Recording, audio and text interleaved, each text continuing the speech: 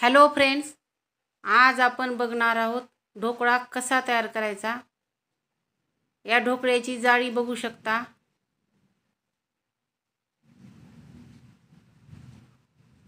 खूप स्पंजी असा हा ढोकळा तयार होतो।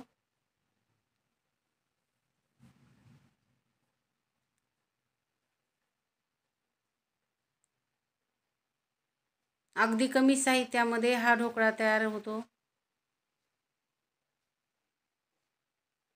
ढोकळा तयार करण्यासाठी या ठिकाणी मी 1 वाटी बेसन पीठ घेतलेले आहे, 1 चमचा साखर आणि मीठ, 1 लिंबू, 1 हिरवी मिरची, छोटा अद्रकचा तुकडा आणि 2 लसणाच्या पाकळ्या घेतलेल्या आहेत।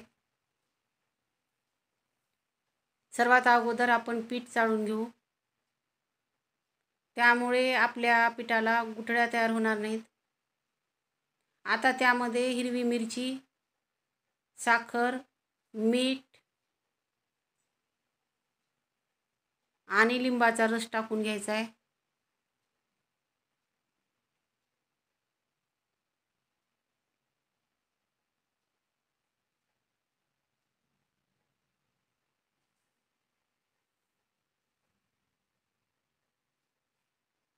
या ठिकाणी मी 1 वाटी पाणी घेतलेले आहे। हे पाणी आपल्याला थोडं थोडं करून यामध्ये मिक्स करायचं आहे। पाणी एकदम ओतायचं नाही, लागेल तसंच थोडं थोडं पाणी टाकून घेऊ।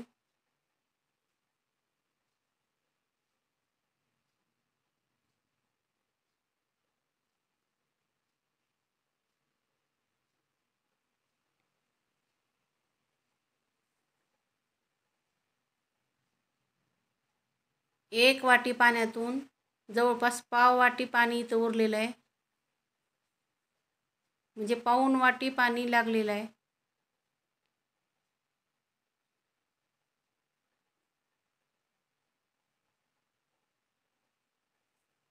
याची कन्सिस्टन्सी बघू शकता।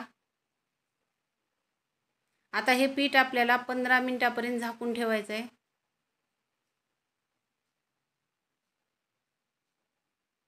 दुसरीकडे आपण एका पातेल्यामध्ये पाणी घेऊन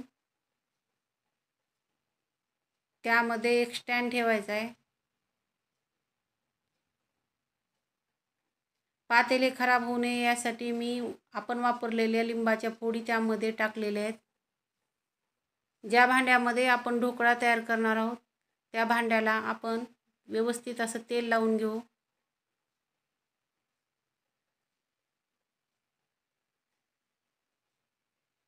आता गॅसची फ्लेम आपल्याला मध्यम ठेवायची आहे।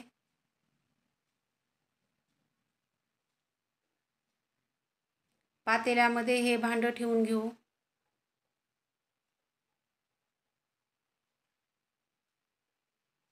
आता या पिठामध्ये आपल्याला अर्धा चमचा खाण्याचा सोडा टाकायचा आहे। खाण्याचा सोडा टाकल्यानंतर व्यवस्थित 5 मिनिटापर्यंत आपल्याला हे फेटून घ्यायचं आहे।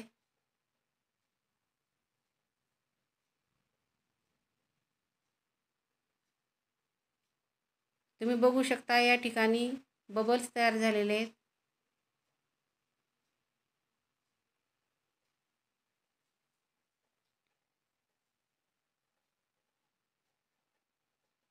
त्यानंतर हे पीठ आपण त्या भांड्यामध्ये ओतून घेऊ।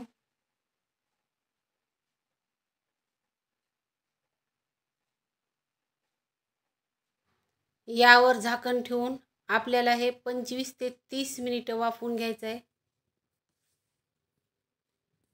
तोपर्यंत दुसरीकडे आपण यावर टाकण्यासाठी फोडणीचं पाणी तयार करून घेऊ। इथं मी 2 चमचे तेल घेतलेलं आहे, त्यामध्ये मोहरी, हिरवी मिरचीचे तुकडे आणि पाणी टाकलेलं आहे।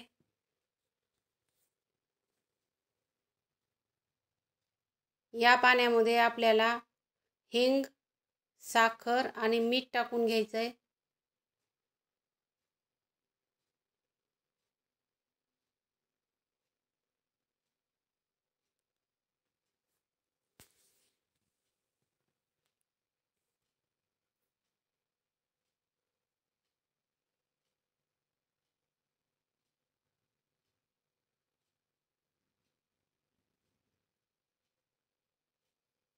25 ते 30 मिनिटानंतर आपण ढोकळा चेक करू. यामध्ये एखादा चमचा किंवा टूथपिक टाकून बघायची. इथं बघू शकता टूथपिकला पीठ लागलेलं नाही, म्हणजे आपला ढोकळा तयार आहे. 10 मिनिटे आपण याला थंड करून घेऊ.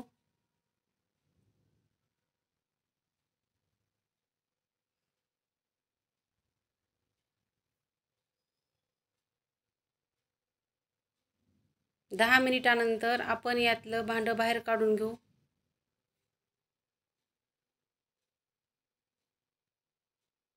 बघू शकता किती छान अशी जाळी पडलेली आहे या ढोकळ्याला. आता हा ढोकळा आपण एका ताटामध्ये काढून घेऊ.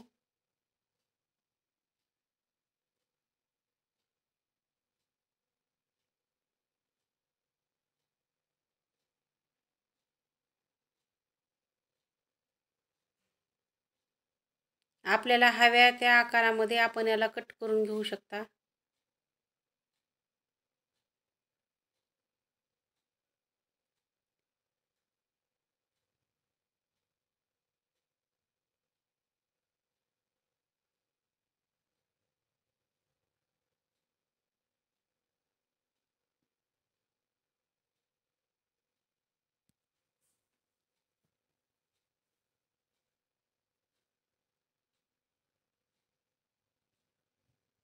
आता या ढोकळ्यावर आपण तयार केलेलं फोडणीचं पाणी टाकून घेऊ. या पाण्यामुळे आपल्याला ढोकळा खाताना कोरडा वाटणार नाही.